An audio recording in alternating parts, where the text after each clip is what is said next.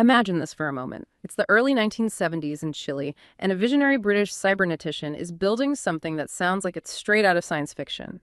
He's designed a futuristic hexagonal control room, complete with swivel chairs and screens, linking the country's factories through a network of telex machines.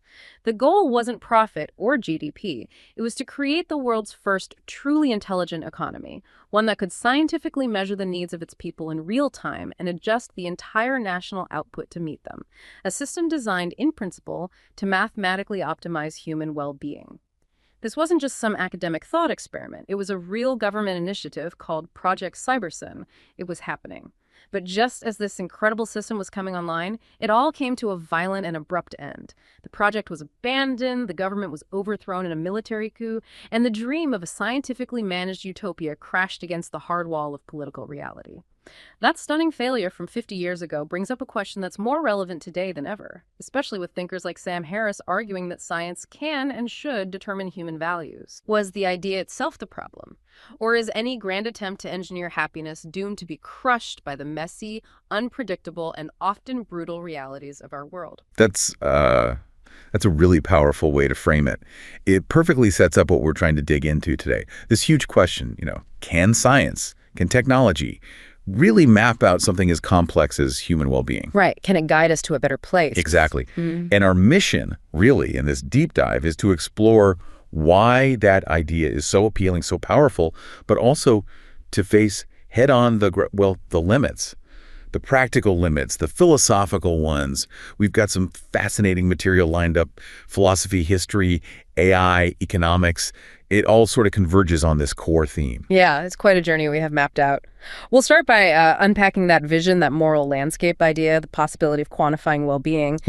But we need to immediately look at the complexities, the potential downsides, especially, when AI gets involved. If it falls. Then we'll pivot to history. Lessons from Project Cybersyn, definitely. And how maybe modern ideas like the well-being economy are trying to, learn from those past mistakes. Building on what didn't work. Exactly. And finally, we'll get into the philosophy. What does flourishing even mean? And why maybe seeing societies as these complex, evolving systems is key. So yeah, let's start with that lure and the limits of quantifying well-being using AI. Okay, so this idea that morality could be like a science problem, that we can objectively measure well-being, optimize it, it's really championed by people like Sam Harris, right? His whole moral landscape concept. Yeah, that's the one. He paints this picture of a conceptual space, almost geographical. You've got peaks representing maximum flourishing, deep valleys for suffering. The core idea is if we could scientifically map this, we'd know objectively which outcomes are better or worse. Data could guide our moral choices. It's kind of seductive, isn't it? Especially now. It really is. And what makes it feel so relevant today, perhaps more than when he first proposed it, is where technology's gone. Think about big data, neuroimaging, AI. Suddenly, this moral calculus doesn't seem like pure science fiction anymore. Right, we can track so much now. Behavior, emotions, even glimpses into brain activity. Exactly. So the question naturally arises, why couldn't we build a system grounded in science to boost overall well-being? It feels almost within our grasp. It does. That dream of feeding all the data in and the algorithm spits out the blueprint for a happier society. But, as I was thinking about these big theories, I kept getting stuck on how it would actually play out for individuals. What does it feel like to be a data point in that system? That's such a crucial question. It's easy to talk abstractly, but grounding it in human experience is vital. There are loads of hypotheticals, even some real-world examples that show why that matters. Yeah. What were you picturing? Well, I imagine this guy, let's call him Javier. He's a guitarist, lives in, say, near-future Barcelona. And his city, they've gone all in on this AI-driven well-being index. It guides public policy, decides who gets benefits. Tracking everything, I assume. Everything. Consumption, health records, social media chatter, community involvement, the whole 9 yards. Now, Javier, he's a fantastic musician, really talented, but he's an introvert. His deep sense of purpose comes from being alone, late at night, composing.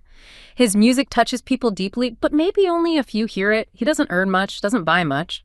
So his life looks, let's say, unconventional by standard metrics. Yeah. Not obviously productive or engaged in the way an algorithm might measure it. Precisely. So the algorithm looks at his data, low social engagement score, low economic output, and flags him as, Socially isolated, economically unproductive, basically not flourishing according to the index. Oh, dear. Yeah. So when he applies for subsidized housing, a policy specifically designed to boost well-being, he gets turned down. The system gives the apartment instead to, say, an extroverted marketing manager who runs a popular running club and has a super high engagement score. Wow. That's stark. It's such a clear illustration. The system aims for happiness, measures a kind of happiness, maybe the easily quantifiable kind, but totally misses the substance for Javier. It encoded one specific definition of a good life, didn't it? One that values extroversion, conventional success. And in doing so, it actively creates misery for someone whose path is just different. It's a potent reminder that an algorithm, however smart, can just steamroll over diverse ways of living if its definition of good is too narrow or frankly biased. It really throws these challenges into sharp relief, doesn't it? Quantifying happiness for policy. What other big issues does Javier's story surface for you? Oh, immediately. The huge problem of subjectivity. How on earth do you compare Javier's quiet fulfillment with the marketing manager's outgoing happiness? Their internal worlds, their values, they're just fundamentally different. You can't really capture that richness with a few external data points. And it's not just different values, but different kinds of value, right? How do you put meaningfulness or, say, dignity on the same scale as pleasure or pain? It feels like trying to measure length with a weighing scale. They're just not. Incommensurable, exactly. You can't reduce them all to a single number without losing something essential. Then there's the whole cultural dimension. Huge. Cultural variability. What flourishing looks like in Barcelona versus, say, rural Nepal or Tokyo or Lagos. It's vastly different. A metric designed with Western individualism baked in might completely misinterpret a collectivist culture that values harmony or tradition more. A universal metric risks becoming a tool of cultural imposition. And our own happiness changes over time too, right? It's not static. Absolutely. It's dynamic. What makes you happy in your 20s is probably different from your 70s. A major life event shifts everything. How does a fixed algorithm keep up with that personal evolution? It's really tricky. There's also a deeper philosophical point, isn't there, about why we're prioritizing well-being in the first place? Yes, the need for meta-ethical clarity. Harris kind of assumes well-being is the supreme moral good. But is it? Science can tell us how to get somewhere, but it can't definitively tell us where to go or why that destination is the ultimate one. What about justice? Autonomy. Sometimes these values might clash with pure well-being optimization. That's philosophy, not science. And just practically speaking, do we even have the measurement tools? Can EEG caps and surveys really capture the depth of subjective experience? It's a massive challenge. We lack precise, reliable, universally agreed upon metrics for all these dimensions. Neuroscience is amazing, but it's not reading minds yet. Surveys have their own biases. The tools are still quite blunt, honestly. So ultimately, it all bumps up against the sheer social and political complexity of the real world. Exactly. Real moral decisions aren't made in a lab. They happen amidst power struggles, cultural clashes, historical baggage, conflicting interests. An algorithm, however sophisticated, often just can't grasp that messy human context. Javier's story shows that perfectly. Okay, so if measuring individual happiness is this complicated, what happens when we ask AI to make moral choices for society? This is where that idea of building moral uncertainty into AI seems so important. It really is, because, the traditional approach often assumed you just pick the right ethical theory, utilitarianism, deontology, whatever, and program it in. But as we just said, humans don't agree on one right theory. Precisely. Society is full of moral disagreement. So if there's no consensus, how do you build an AI decision maker without just imposing one group's view? This is where thinkers like William MacAskill and Kyle Boghossian come in, suggesting AI should be designed to be fundamentally uncertain about morality. Uncertain AI. That sounds counterintuitive. How does that work? What does an uncertain AI do? It's actually quite ingenious. Instead of picking one theory, the AI considers multiple plausible moral theories. It's like it holds an election between them. An action's choice-worthiness is then calculated as a weighted average based on how good that action looks from the perspective of each different theory. So it tries to find options that are acceptable across different moral viewpoints rather than optimizing for just one. That's the core idea. It accommodates moral diversity instead of enforcing a single view. Okay, but how do you figure out what those different viewpoints are in a real population? How do you get the votes? That's where empirical methods step in. There's a statistical technique called the latent class discrete choice model. Basically, lets researchers analyze how people actually make choices involving trade-offs. and from those choices, infer underlying sets of preferences or moral profiles. It doesn't assume everyone's the same. It looks for distinct groups or latent classes within the population. So you can observe real choices and work backward to figure out the different moral priorities people have. Can you give an example? Sure. There was a fascinating study done on Dutch car commuters about transport policy. Using this model, they didn't find one single set of preferences. They found distinct groups. Like what? Well, there was a group, about 14%, who were primarily financially driven. They really cared most about lower taxes on owning a car. Then you had a larger group, maybe 65%, the want-it-alls, who disliked policies generally but strongly preferred lower taxes, less travel time, and fewer injuries and fatalities, especially injuries. The third group, around 22%, were mainly efficient, focused primarily on cutting travel time. Okay, so straight away you see different priorities. If a policy saves time but costs more, or maybe has a slight safety risk. These groups would weigh that trade-off completely differently. And that's exactly what the study found. When policies involve tricky trade-offs, faster commutes versus higher injury risk or lower taxes versus environmental impact, these groups had significantly different preferences. The want-it-alls might reject a time-saving policy if it increased risk, while the efficient group might favor it. So what does this mean for an AI making policy recommendations? Does it just average everyone out? Well, they simulated that comparison. Yeah. They pitted a morally certain AI, when using a single model based on average preferences, against a morally uncertain AI that used the three different classes they'd identified. They gave both AIs thousands of policy options to choose between. Did they choose differently? Often they agreed, especially on policies that were clearly good or bad for everyone. But in a significant number of cases, about 85 out of 5,000 in their simulation, they disagreed. And those disagreements typically happen precisely on policies with complex trade-offs. The time-efficient but unsafe policy versus the safe but slow or expensive one, for example. Wow. So the uncertain AI, reflecting that diversity, actually recommended different policies sometimes. Yes, which is huge. It means how we build the AI, whether we account for a moral disagreement or just average it out, can lead to genuinely different real-world outcomes. Just averaging might ignore the strong preferences of a minority group on issues they care deeply about, like safety. It really hammers home why capturing this uncertainty isn't just some academic exercise. It has real policy implications if we want AI to serve a diverse society fairly. Absolutely. And we've seen enough real-world examples of algorithms going wrong when they encode a single, potentially biased definition of value or risk. Think about the problems with Amazon's hiring algorithm penalizing women, or the concerns about racial bias in the Compass system used for predicting recidivism risk in the U.S. Right. Those weren't necessarily built with malice, but the underlying assumptions led to harmful outcomes. Exactly. It underscores the critical need for careful design. We need to move beyond assuming there's one right answer and build systems that can navigate disagreement. This means technical frameworks, yes, but also things like transparency, open architecture, data sharing, ways for society to actually scrutinize and assess the impacts of these increasingly powerful systems. It's such a massive undertaking, defining the good life, building systems to achieve it, all while navigating this incredibly complex, morally diverse human landscape. It really feels like one of the defining challenges of our time. And, this whole discussion about AI, data, subjectivity, it just keeps bringing me back to Project Cybersyn. That opening story, it feels like such a powerful historical parallel, trying to use science and tech to manage society for the better and hitting a wall. It really is. Cybersyn is this incredibly potent case study from the 70s in Chile. It serves as this stark warning, or maybe a crucial lesson, when we talk about modern attempts to, quote-unquote, engineer happiness with data. Yeah, let's really unpack that. My research led me to this account, almost a memory of a young engineer back then. Let's call him Mateo. He was filled with this, revolutionary optimism. He worked on Project Cybersyn, part of Salvador Allende's government's plan for a data-driven socialist economy. He described that operations room. The hexagonal one, with futuristic chairs. That's the one. Straight out of sci-fi, he said. He talked about the excitement.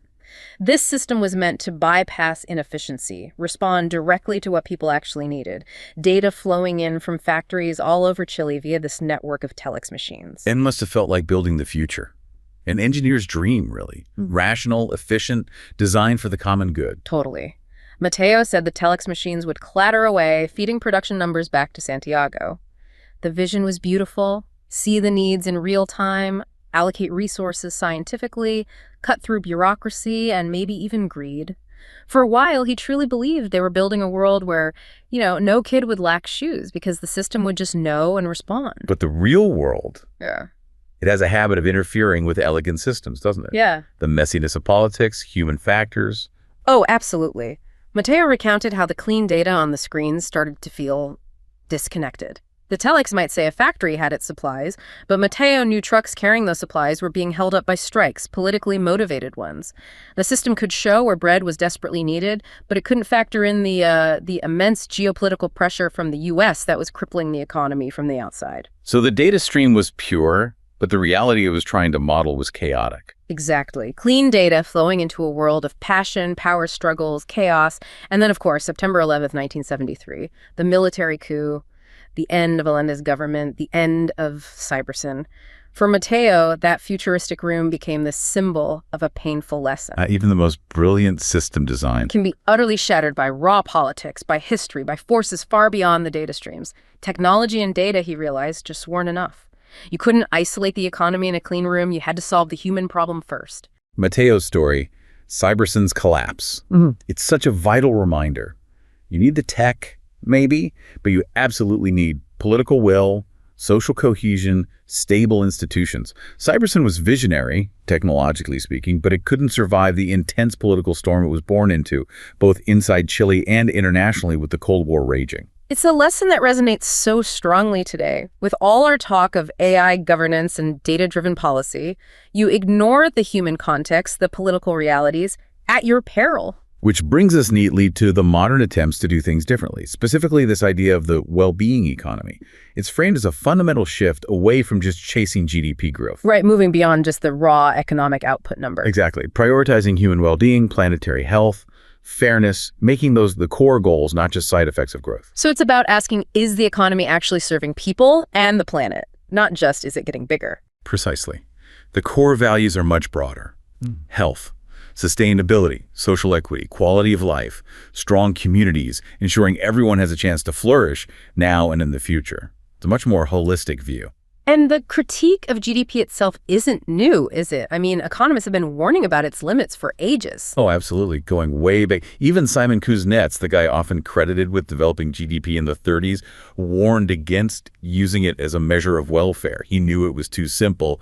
And later, you had figures like Robert Kennedy giving that famous speech, Pointing out GDP counts pollution and cigarette advertising, but not the health of our children or the beauty of our poetry. Exactly that. It includes the bads as long as money changes hands, and ignores so many of the goods that don't have a price tag. So, from today's perspective, what are the key problems with relying only on GDP? Well, several big ones. It often hides or misrepresents what we actually value, like health or a clean environment. It ignores distribution. A country can have a high GDP but massive inequality. It leaves out crucial unpaid work like caring for family or volunteering. And critically, the constant push for infinite growth on a finite planet is just fundamentally unsustainable.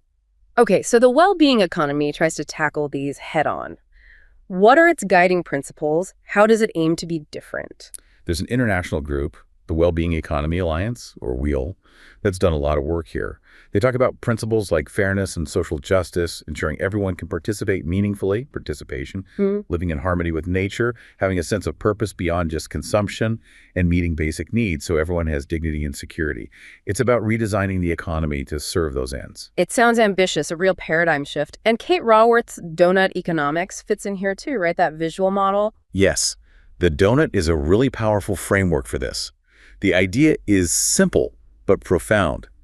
Operate within the donut, that space between a social foundation, ensuring everyone has essentials like food, water, healthcare, education, and an ecological ceiling, not breaching planetary boundaries like climate change or biodiversity loss. So meet everyone's needs without wrecking the planet. Basically, yes. And it emphasizes economic dynamics that are regenerative, working in cycles like nature does, restoring resources and distributive sharing value and opportunity much more equitably from the start, rather than just relying on redistribution after the fact. It pushes for cooperation, saying the economy is embedded within society and nature. Are cities or regions actually trying to implement this donut idea? They are. Amsterdam is a prominent example. They've adopted a citywide circular strategy based on donut principles, setting concrete goals for reducing consumption and waste, focusing on thriving, regeneration, and inclusion. The Donut Economics Action Lab deal is helping other places explore it too. Okay, let's loop this back to Cybersyn. How do these modern models, well-being economies, donut economics, try to avoid the pitfalls that doomed Cybersyn, the political fragility, the disconnect from reality? A key difference is the emphasis on democratic participation. Cybersyn was very top-down, centralized command and control. These new models stress bottom-up involvement. Think about Barcelona's Decidem platform. You mentioned citizens proposing policies, debating them online, monitoring implementation. That builds trust, legitimacy, and ensures policies are grounded in real needs, things Cybersyn desperately lacked. So, less central planning, more distributed intelligence and buy-in. What about measurement? How do they avoid relying on narrow, potentially misleading data like Cybersyn did? They champion comprehensive measurement beyond GDP. It's not about finding one perfect number, but using a dashboard of indicators. The OECD's Better Life Index is a good example. It tracks 11 different dimensions: housing, jobs, community, environment, health, life satisfaction, safety, work-life balance. Much broader than just economic output. Much broader. And you have others like the Human Development Index, Gross National Happiness in Bhutan, the World Happiness Report. The crucial thing isn't just the indicators themselves, but the commitment to continuous evaluation, adapting them to local cultures, and acknowledging that well-being is complex and changes over time. It's an ongoing conversation, not a fixed formula. And how do you make sure all these different indicators actually influence policy across different government departments? Silos are a big problem in government. That requires cross-sectoral collaboration and policy integration. The EU talks about an economy of well-being as a horizontal approach, meaning well-being considerations need to be woven into all policy areas, from transport and energy to education and finance, not just tucked away in the health department. That needs strong leadership, surely. Definitely. You need high-level commitment to a shared well-being vision, and you need to involve everyone, public bodies, local communities, businesses, unions, in shaping and owning that vision. Sometimes legislation can help lock it in, provide a mandate. Wales' Future Generations Act is a prime example of embedding long-term well-being into law. So it's systemic change. Yeah. Are there specific countries really pushing this forward? You mentioned Wales. Yes, several are taking concrete steps. New Zealand famously introduced its well-being budget in 2019, explicitly allocating funding based on how policies contribute to specific well-being outcomes across social, environmental, human, and financial physical capital. It's about prioritizing intergenerational well-being. So changing how the money flows. Fundamentally. Wales, as mentioned, has its Future Generations Act 2015 legally requiring public bodies to consider long-term impact across 7 well-being goals, with national indicators and a commissioner to oversee it. It emphasizes participation and cultural well-being, too. Scotland has committed to becoming a well-being economy, embedding it in their national strategy for economic transformation, focusing on fair work, green jobs, and tackling poverty, measured by their national performance framework linked to the UN's Sustainable Development Goals. Iceland uses 39 well-being indicators tied to the SDGs to inform their fiscal strategy. Canada is developing a quality-of-life framework to integrate well-being into budgeting, including efforts to incorporate Indigenous perspectives. Finland has an action plan focusing on embedding well-being impact assessments into policymaking. It's becoming a global movement, albeit at different stages. It sounds like a genuine effort to learn from the past, to build something more resilient and human-centered than Cybersyn could ever be. But it can't be easy. What are the main roadblocks? Oh, absolutely. There's huge resistance to change, from entrenched systems focused on GDP growth. There's the constant pressure of short-term thinking in politics versus the long-term perspective needed for well-being. The complexity of measurement remains a challenge, agreeing on indicators, collecting data consistently, and crucially, ensuring a just transition is vital. Meaning, as you shift the economy, say, away from fossil fuels towards green energy, you have to support the workers and communities affected by that change. You can't just leave them behind. New Zealand actually set up a just transition unit specifically for this, working with communities to manage change fairly. It's about building fairness and resilience into the transition itself. That journey from Cybersyn's failure to these modern well-being economies really underscores this fundamental tension, doesn't it? Between the grand plan, the model, and the lived, messy reality of human experience. Which brings us right back to that core question, what is human flourishing anyway? It's a bedrock question, isn't it? If you want to engineer happiness or design an economy for well-being, you first have to grapple with what that means. And the answer is deeply philosophical, deeply cultural, and maybe not easily quantifiable. I was trying to put myself in the shoes of a scientist actually tasked with creating a universal happiness metric. I imagined this researcher, let's call her Dr. Eris, a biomathematician. She's on this ambitious UN team developing a flourishing index designed to be culturally sensitive. They go to this remote community in the mountains of Nepal, a place with ancient traditions. They bring all the gear, EEG caps, cortisol swabs, detailed surveys. Trying to capture well-being with the latest scientific tools. In a context vastly different from where those tools were likely developed, already you sense the potential mismatch. Exactly. And they find this community, strong social bonds, generally low stress according to their instruments. But one person is an anomaly. This elderly woman, deeply respected, who spends hours just sitting peacefully, gazing at the mountains. She doesn't say much, doesn't join in many activities. Her survey answers are incredibly simple. I am here. The mountain is here. It is enough. And let me guess, based on the Western metrics of active engagement or purposeful striving, her scores are low. You got it. On their charts, she looks like she's barely flourishing. The model, implicitly built on assumptions about what a good life looks like, activity, productivity, social interaction, flags her as non-flourishing. But that's just the model's interpretation. Right, because when Dr. Eris talks to the village leader, he just smiles gently and says, her. She's the most peaceful among us. She has reached the place we are all still walking toward. And in that moment, Eris has this crisis. She realizes their index, their whole sophisticated framework, might be fundamentally missing the point. Wow, that's powerful. It shows that flourishing isn't always about climbing, achieving, engaging in the way a Western model might assume. It can also be about arriving, about a deep, quiet contentment. It suggests maybe we need less measuring and more deep listening. It hit me too. That story, even Imagine, felt like it captured the core philosophical challenge. You can't just impose a metric. You have to first understand deeply what flourishing means in that specific cultural human context. Maybe the goal isn't one universal moral landscape, but appreciating the incredibly diverse geography of human well-being. Dr. Eris's hypothetical experience perfectly highlights the limitations that Martha Nussbaum's capabilities approach addresses. Nussbaum is a giant in development ethics and philosophy, and her work gives us a way to think about this. How so? What are the main ideas of her approach? Well, she starts with 3 core propositions. First, a strong ethical claim. All human beings have a fundamental right to flourish. Okay, hard to argue with that. Second, she argues that human flourishing can, in fact, be defined in broad, universal terms. Now, this sounds like it contradicts the Dr. Eris story, but the nuance is key. Nussbaum talks about universal categories of capabilities, things like being able to live a life of normal length, have bodily health, use senses, imagination, and thought, have emotional attachments, exercise practical reason, affiliate with others, live with concern for nature, play, and have control over one's environment. So a list of core human potential. Exactly. But, and this is crucial, how these capabilities are realized, valued, and expressed will vary enormously across cultures and individuals. So the capability for practical reason is universal, but what that looks like for the Nepalese elder versus Javier the guitarist is completely different. The universal list provides a framework, not a rigid measurement tool. I see. So it allows for both universality and cultural specificity. What's the third proposition? The third is about the role of government. Nussbaum argues, along with Amartya Sen, that the goal shouldn't be just distributing equal resources, but ensuring people have the genuine capabilities, the real opportunities to achieve functionings they value.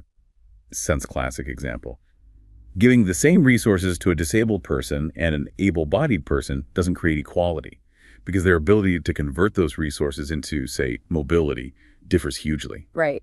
The focus shifts from means resources to ends, what people can actually do and be. Precisely.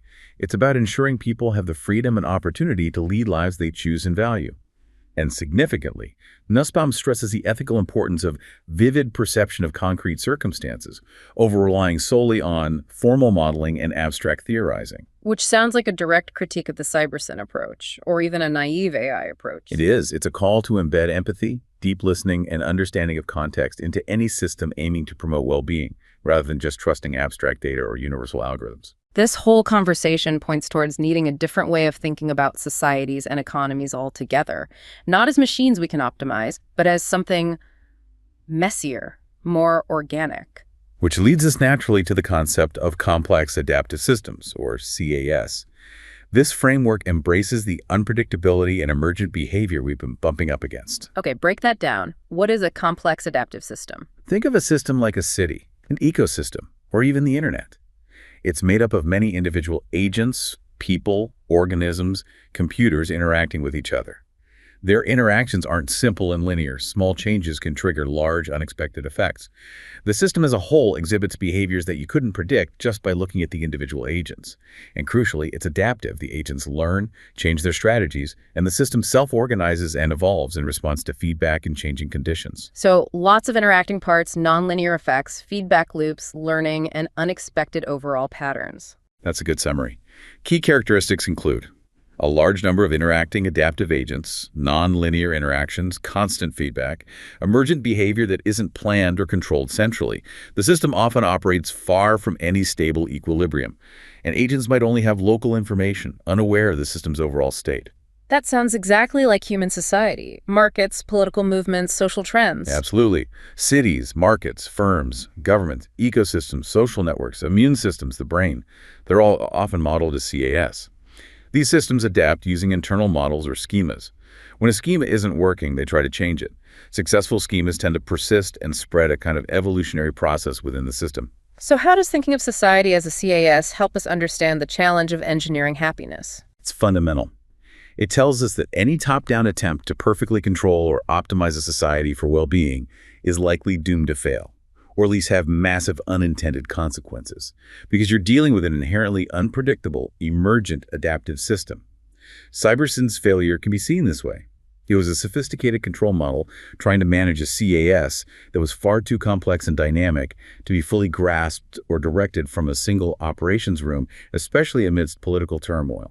So the complexity itself is a key feature, not just noise to be filtered out. Exactly. And it cautions us against simplistic solutions or assuming we can just design the perfect system on a whiteboard.